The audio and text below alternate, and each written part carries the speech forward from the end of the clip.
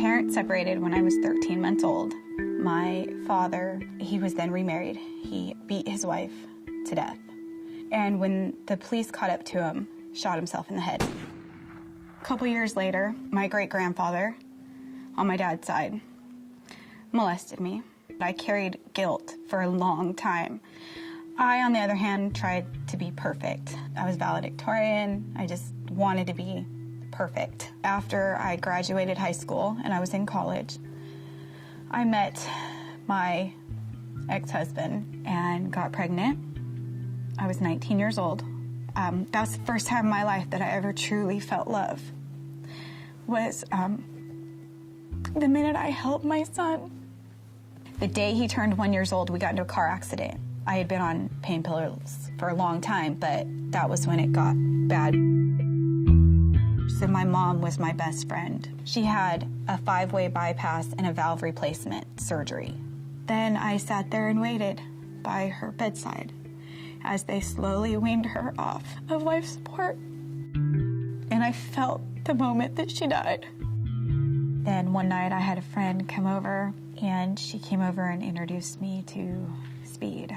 That began a 3-year run with that. And at this point, my husband was going out drinking till 4 or 5 o'clock in the morning. It started to get physical. He would slam my head in the door. He would lock me out. He took my car, turned the electricity off.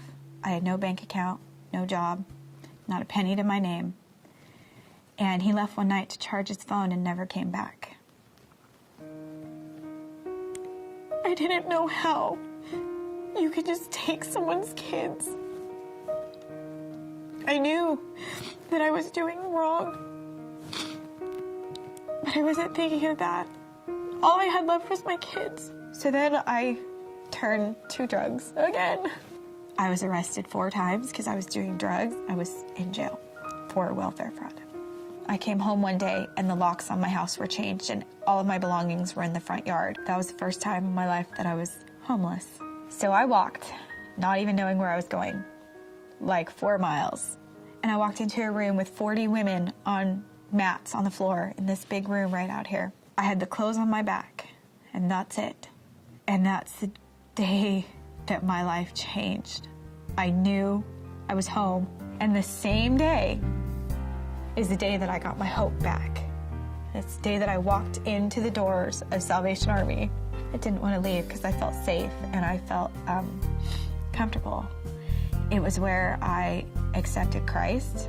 I became a soldier in September of 2010. And a month later, they asked me to become the YPSM, the Young People's Sergeant Major. And I was like, and once again, it was like, really? Me? Me? They accepted me exactly the way that I was and never judged me and never looked at me any different. They just looked at God working in me. I'm forever grateful. I have no desire in life for anything other than to serve God and to serve God in the Salvation Army. If you ever have a doubt, read the Bible because it's in there. God has a plan.